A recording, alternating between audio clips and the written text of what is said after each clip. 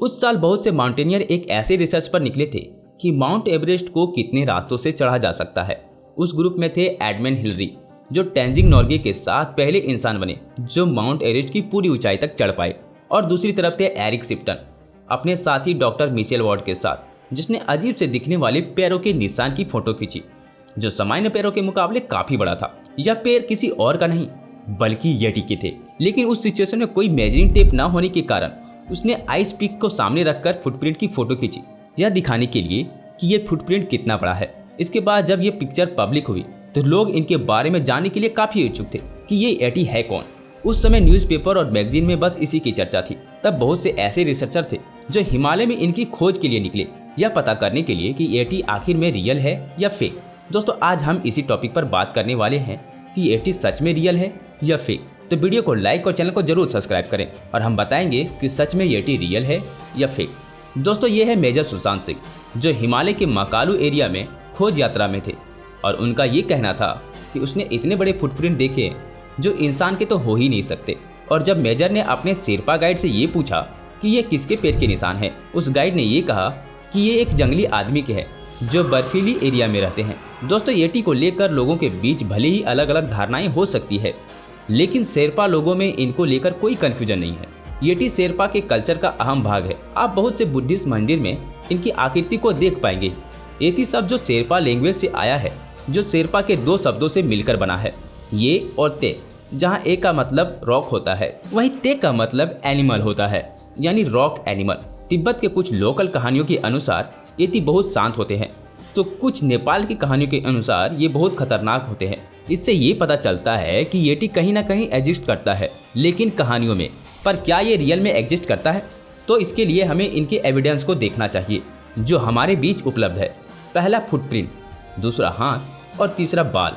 1960 में कई mountaineer Yeti के फुटप्रिंट की पिक्चर ली, जिसमें ये क्लेम किया गया कि यह फुटप्रिंट येटी के ही है। लेकिन क्या ये फुटप्रिंट येटी के हैं? अगर साइंटिस्ट की माने तो नहीं। साइंटिस्ट के अनुसार ये किसी जंगली जानवर के हैं, जैसे किसी भेड़िया। लेकिन दोस्तों, डॉक्टर मिशेल वॉर्ड का ये कहना है कि ये कोई जानवर की नहीं बल्कि इंसान के पैर हैं, जिसके पैर अजीब है। बट बहुत से रिसर्चर ने ये कहकर इसे नकार दिया कि इतनी ऊंचाई पर नंगे पांव कौन घूमता है। लेकिन दोस्तों, मिशेल वॉर्ड का ये कहना था कि नेपाल और तिब्बत में कुछ ऐसे ट्राइब हैं जो नंगे पांव घूमते हैं। वहीं मशहूर माउंटेनियर राइनहोल्ड मेसनर, जिसने दुनिया के 14 सबसे ऊंची माउंटेन को बिना किसी ऑक्सीजन को चढ़ा है, उसका ये कहना है कि यह पैर के निशान येटी के नहीं बल्कि जंगली भालू के ही हैं। इस पिक को जरा ध्यान से देखिए। ये है येटी के खोपड़ी और हाथ जो नेपाल के मोनेस्ट्री में रखा हुआ है।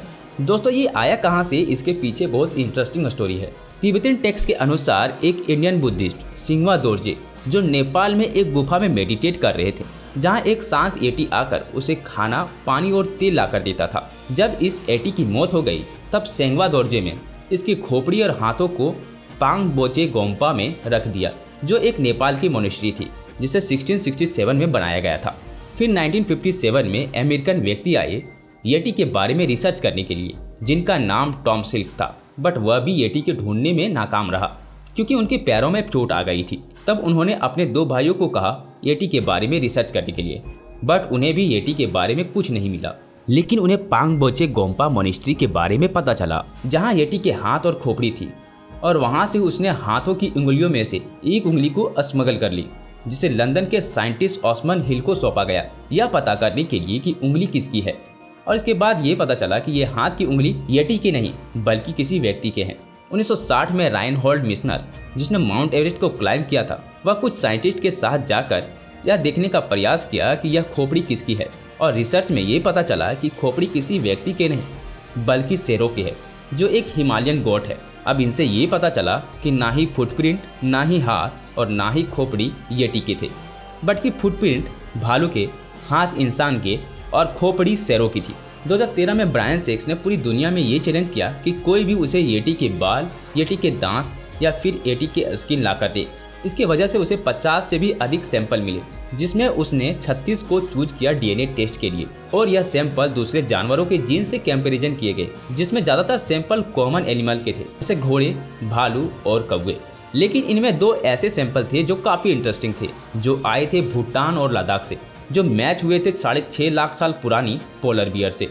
जिसके बाद ब्रायन ने ये कहा कि येटी पोलर बियर और ब्राउन बियर के हाइब्रिड है। ओवरऑल देखा जाए तो ये सारी एविडेंस एटी के ना होने को प्रूव करती है, लेकिन इसका मतलब ये नहीं कि एटी नहीं है, क्योंकि एविडेंस ना होने का मतलब ये नहीं होता कि यह मौजूद नहीं है, बल्कि इसका मतलब ये भी हो सकता है कि वो अभी तक हमारे बीच आया ही नहीं है। वीडियो आपको अच्छी लगी तो वीडियो को लाइक और चैनल को जरूर सब्सक्राइब करें। धन्यवाद आप सभी का। जय हिंद।